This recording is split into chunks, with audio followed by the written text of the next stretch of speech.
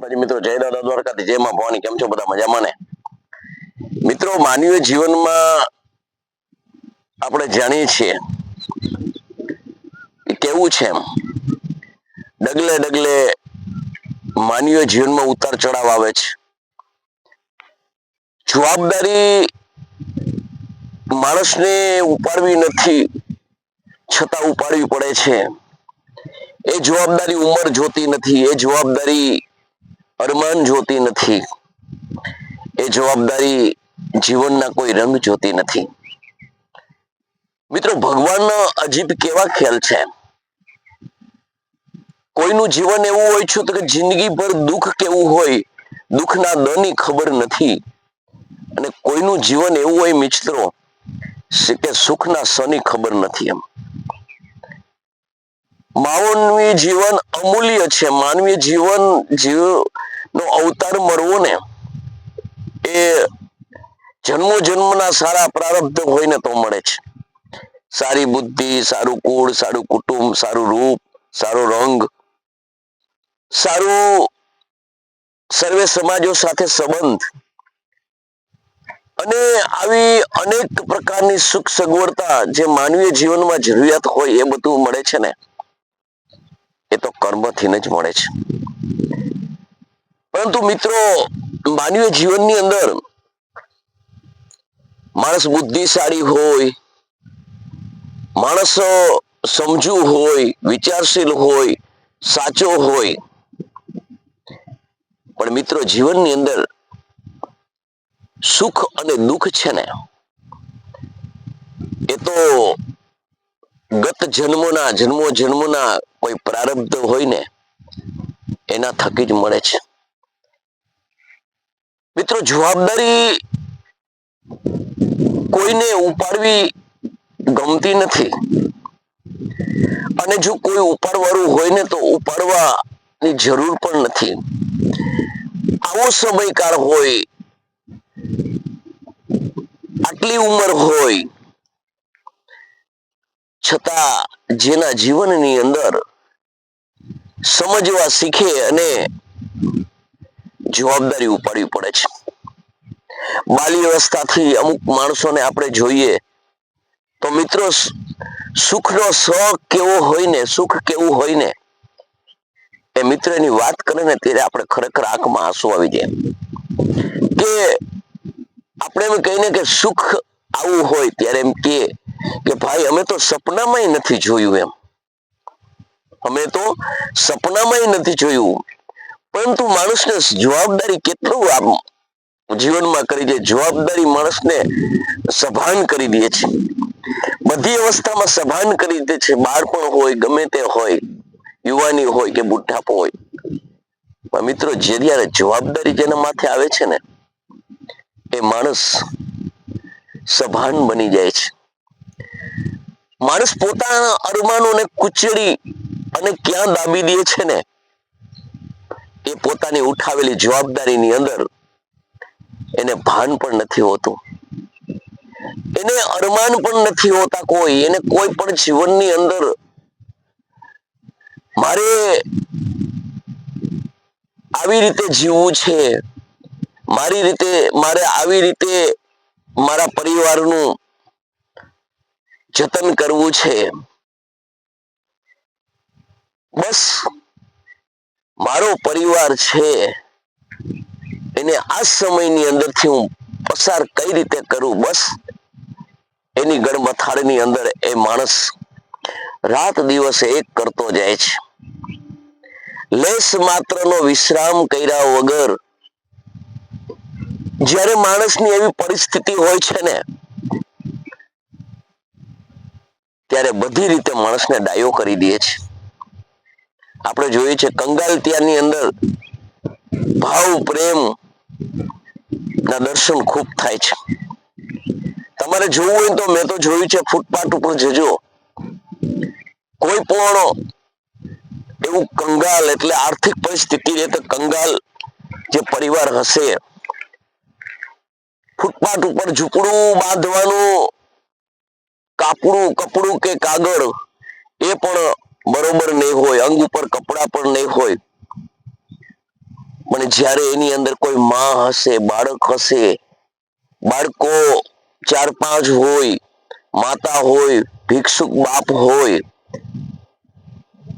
પરંતુ કંઈ પણ લાવીને એ લોકો જ્યારે ક્યાંકથી માગી ભીખી અને લાવી અને જ્યારે એ એમના પરિવારની અંદર જે બેઠા હોય છે ને તે એક દ્રશ્ય જોવા જેવું હોય છે.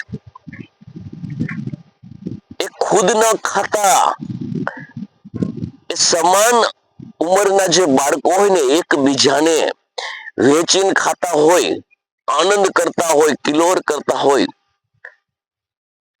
ત્યારે એ જીવન આપણા જીવનની અંદર ઘણું શીખવી જાય છે કે જીવનની અંદર ભગવાને જેમ જવાબદારી આપે છે ને એમ સમજણ પણ આપે છે. માણસ ના જીવનની અંદર પરિસ્થિતિ માણસને બધું શીખવી દે છે, ડાયો કરી દે છે. કયા માણસ સાથે કઈ રીતે વર્તન કરવું ને એનો રિમોટ તો ભગવાન રાખે છે. માણસ હંમેશા માટે પોતાના જીવનની અંદર પોતે પોતાનું ના વિચારતા પરિવારનું વિચારતો થઈ જાય છે. માણસ પોતાના જીવનની અંદર પરિસ્થિતિને અનુસરીને ચાલવા લાગે છે. માણસ ની ઉંમર ભલે બાલી અવસ્થા હોય, પણ એ ઉંમરની અંદર પણ માણસ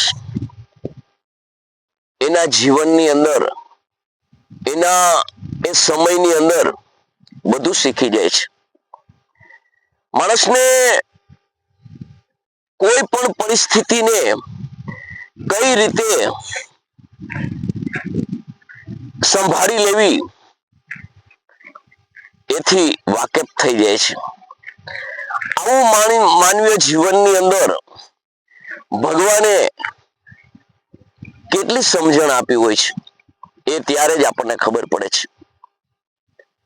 એક બાળક ખાલી ઉંમરનો 2 વર્ષનો ફેર હોય, પરંતુ એ 12-13 વર્ષનું કે 15 વર્ષનું બાળક પોતાના એનાથી નાની ઉંમર એટલે કે 1.5-2 વર્ષની ઉંમર હોય કે પછી 5 વર્ષની ઉંમર હોય અને માતા પિતા ન હોય તો એ તમામ જવાબદારી એ બાળક ઉપાડી લે છે. મિત્રો વિચાર કરો, સમજણ ક્યાંથી આવતી હશે? આ સમજણ આપવા વાળો કોણ હશે?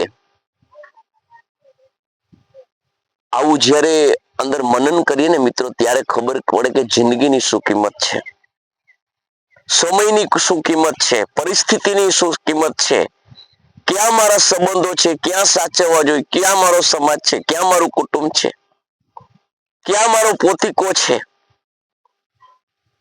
આ બધી જે સમજણ છે ને એ માણસને જેમ કુંભાર માટલું ઘડે અને અંદર હાથ રાખે ને માથે ટપલું મારે એમ ઈશ્વરીય હાથ રાખી અને ઈશ્વરીય ટપલાની અંદર આ માણસને બધું સમજાવી દે છે.